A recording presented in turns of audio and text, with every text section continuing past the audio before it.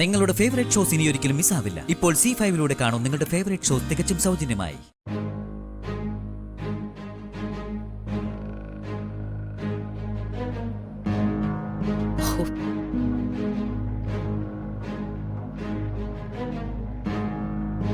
അല്ല, സഞ്ജനമോള് വരില്ലെന്ന് തന്നെയാണോ? ഞാൻ ഇതിൽ കൂടുതൽ എന്ത് പറയാനാ നമ്പീശ?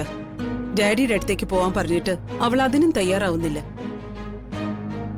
എന്നോടുള്ള പ്രതികാരം തീർക്കുക അവള്. അവക്ക് വേണ്ടി ഞാൻ എന്തൊക്കെ ചെയ്തു. മംഗലശ്ശേരിക്കാരോടുള്ള ശത്രുത പോലും വേണ്ടെന്ന് വെച്ച് സഞ്ജുവുമായിട്ടുള്ള അവളുടെ വിവാഹം നടത്തിക്കൊടുക്കാൻ പോലും ഞാൻ മനസ്സ് കാണിച്ചില്ലേ? മകൾക്ക് അമ്മയെ മനസ്സിലാക്കാൻ കഴിഞ്ഞില്ലെങ്കിൽ അമ്മയെ പിന്നെ ആര് മനസ്സിലാക്കാനാ? അല്ല, എന്താ ഇപ്പൊ സഞ്ജനമോള് പറയുന്നത്? സ്വാതി ഒരു കുഞ്ഞിന്റെ അമ്മയാകാൻ പോകുന്ന വിവരം മല്ലിക പറഞ്ഞ് അവൾ അറിഞ്ഞിരുന്നു.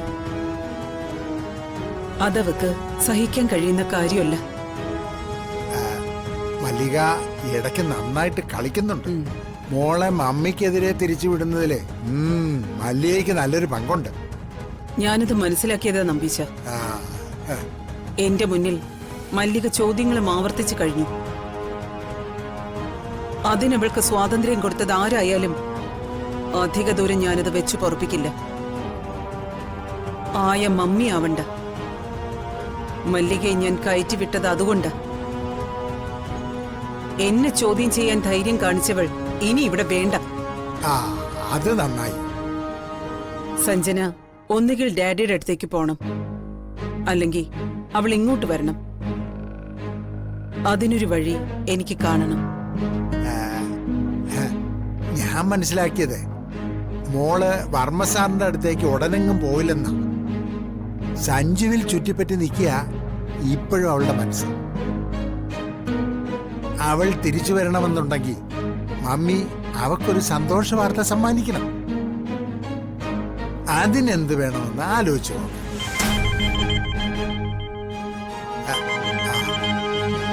വർമ്മസാറാ, ഹലോ.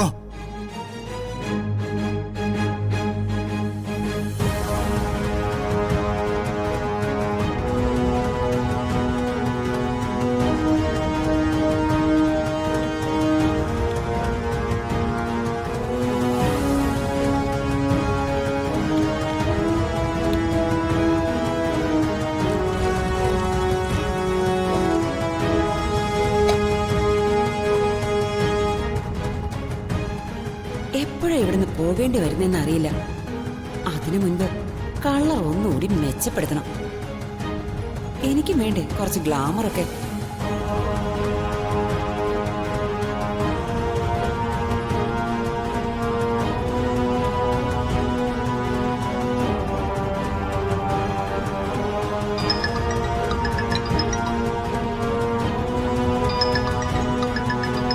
ഇതാ പിശാചാണല്ലോ ദക്ഷ.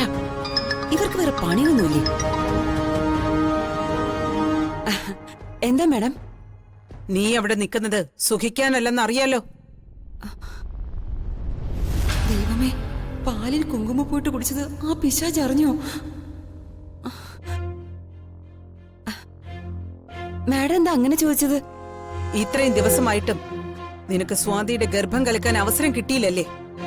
ഞാനത് മറന്നു എന്നാണോ മാഡം കരുതുന്നത്? ഞാൻ എന്ത് ചെയ്യാൻ തുടങ്ങിയാലും അവിടേക്ക് ആ പെണ്ണ് കയറി വരും. ലച്ചുവിനെ കൊണ്ട് ഒരു നിവൃത്തിയില്ല.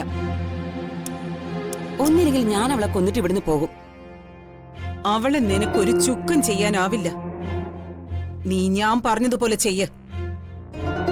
എത്രയും വേഗം സ്വാതി അബോട്ടായി എന്നുള്ള വാർത്ത എന്റെ കാതിൽ കേൾക്കണം. പറഞ്ഞത് കേട്ടല്ലോ? കേട്ടു മാഡം.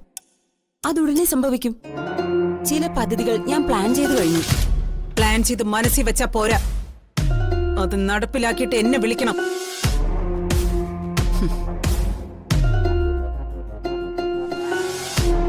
ഞാൻ ആരാണെന്ന് ശരിക്കും ദക്ഷയ്ക്ക് അറിയില്ല. സഞ്ജു, ഗോവിന്ദ് നിന്നോട് കല്യാണ നിശ്ചയത്തിന്റെ കാര്യം എന്തെങ്കിലും സംസാരിച്ചിരുന്നോ? ഇനി ഗോവിന്ദിന്റെ ഐഡിയ എന്താണെന്ന് അറിയില്ലല്ലോ. ഇല്ലമ്മേ, ഗോവിന്ദ് ആ കാര്യമൊന്നും പറഞ്ഞില്ല. ഗോവിന്ദിന് മാത്രം ഒരു തീരുമാനം പറയാൻ പറ്റില്ലല്ലോ. വീട്ടുകാരുമായി ആലോചിക്കണ്ടേ? ഗോവിന്ദവരുമായി ആലോചിക്കട്ടെ. പക്ഷേ പെൺകുട്ടി നമ്മുടേതാ. അപ്പൊ നമ്മളാ അവരോട് അങ്ങോട്ട് ആലോചിക്കണ്ടേ? അച്ഛൻ പറഞ്ഞത് ശരിയാ. നമ്മള് ഗോവിന്ദന്റെ അച്ഛനെയും അമ്മയും വിളിച്ച് ഇക്കാര്യത്തെപ്പറ്റി സംസാരിക്കണം. അന്നെന്തായാലും വിവാഹ നിശ്ചയം മുടങ്ങി. അങ്ങനെ ഒരു ചടങ്ങ് വേണ്ടെന്നാ എന്റെ അഭിപ്രായം. ശരിയാ, നേരെ വിവാഹത്തിലേക്ക് പോകുന്നതാ നല്ലത്. ഇനി അത് അധികം വൈകിക്കേണ്ടെന്ന് എന്റെ ഒരു അഭിപ്രായം. എന്തായാലും എന്റെ മോൻ ഗോവിന്ദനെ വിളിച്ച് ഇക്കാര്യത്തെപ്പറ്റി ഒന്ന് സംസാരിക്കേ. അവന്റെ തീരുമാനം എന്താന്നും കൂടി ഒന്ന് അറിയണ്ടേ? ഞാൻ ഗോവിന്ദനോട് സംസാരിക്കാമേ. ഗോവിന്ദ നാളെ ഡിസ്ചാർജ് ആയി വരട്ടെ. എന്തായാലും ഗോവിന്ദിന്റെ വീട്ടുകാരുമായി ആലോചിച്ച് ഏറ്റവും അടുത്ത ദിവസം ഒരു മുഹൂർത്തം കുറിക്കണം. വിവാഹം ഇനി ഒട്ടും വൈകിക്കണ്ട. അച്ഛൻ പറഞ്ഞത് അതിന്റെ ശരി. ഹോസ്പിറ്റലിൽ നിന്ന് ഗോവിന്ദ ഡിസ്ചാർജ് ആയ ഏറ്റവും അടുത്ത മുഹൂർത്തത്തിൽ തന്നെ ലച്ചുവിന്റെയും ഗോവിന്ദന്റെയും വിവാഹം നടത്തണം. അപ്പോ അങ്ങനെ തന്നെ തീരുമാനിക്കാം. ശ്രീദേവി പറഞ്ഞതുപോലെ സഞ്ജു ഇന്ന് ഗോവിന്ദനെ ഒന്ന് കണ്ട് കല്യാണ കാര്യത്തിൽ ഒരു തീരുമാനം എത്രയും പെട്ടെന്നുണ്ടാവണം.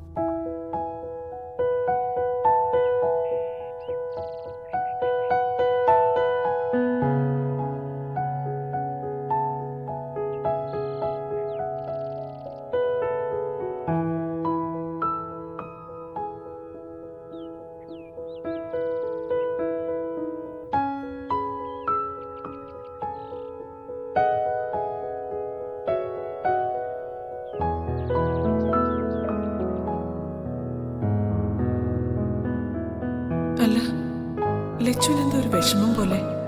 എന്താ ഇനി മോളുടെ മനസ്സിൽ? ഇനി മോൾക്ക് ഗോവിന്ദുമായിട്ടുള്ള വിവാഹത്തിന് താല്പര്യം ഇല്ലാതായോ? ഈശ്വര, ഒന്നും മനസ്സിലാകുന്നില്ലല്ലോ.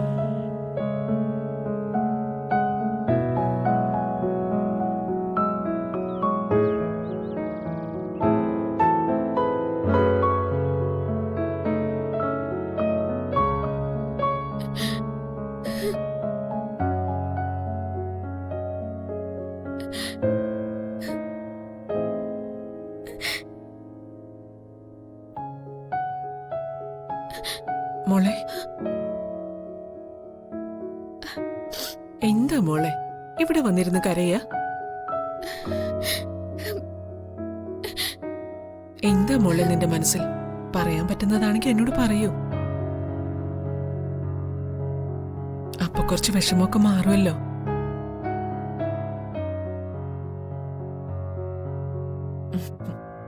ചില ദുർനിമിത്തങ്ങളുണ്ടായി, നിശ്ചയം മുടങ്ങുകയും ചെയ്തു. അതൊന്നും കാര്യമാക്കാനില്ലെന്നേ. ഗോവിന്ദനിപ്പോ പ്രശ്നമൊന്നുമില്ലല്ലോ. ഗോവിന്ദന് ദൈവം കാത്തു, അതല്ലേ വലിയ കാര്യം. ഞാനിപ്പോ അതല്ല അമ്മേ ചിന്തിക്കുന്നേ. പിന്നെന്താ മോളെ നിന്റെ മനസ്സിലുള്ളേ? ഡൗൺലോഡ് ചെയ്യൂ C5 ആപ്പ്. കാണൂ എല്ലാ എപ്പിസോഡുകളും സൗജന്യമായി.